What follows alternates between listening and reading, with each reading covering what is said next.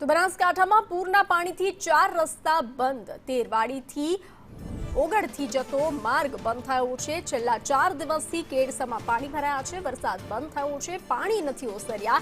4 ગામોને મુખ્ય સંપર્ક વિહોણો મુખ્ય માર્ગ તૂટ્યો છે, તો ગ્રામજનો પાણીમાંથી ચાલવા મજબૂર બન્યા છે।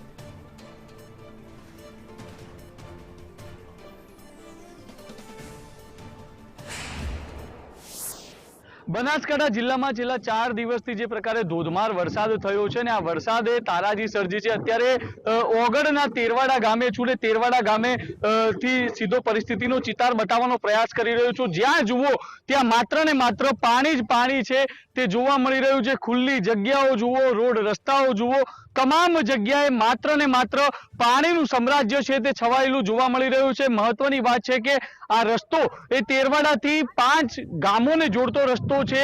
ઓગળ, થળી, લુદ્રા સહિતના અનેક ગામોને જોડતો આ રસ્તો છે, પરંતુ છેલ્લા 4 દિવસથી જે કેડસમાં પાણી છે તે રસ્તાઓ ઉપર ભરાયેલા જોવા મળી રહ્યા છે। મહત્વની વાત છે કે વરસાદ થંભી ગયો છે, પરંતુ આ પાણી છે તે ઓસરવાનું નામ નથી લઈ રહ્યા। વરસાદ બંધ થઈ ગયો છે, પણ હજુ પાણી જતું નથી, એટલે ચાલવામાં અને ખેતરમાંથી ગામ આવવામાં મુશ્કેલી પડી રહી છે બધાને। બાઇક લઈને કે વાહન લઈને જઈ શકાય છે? ના, અહીંયા બાઇક કે ટ્રેક્ટર કે કશું નીકળે એમ અત્યારે છે નહીં।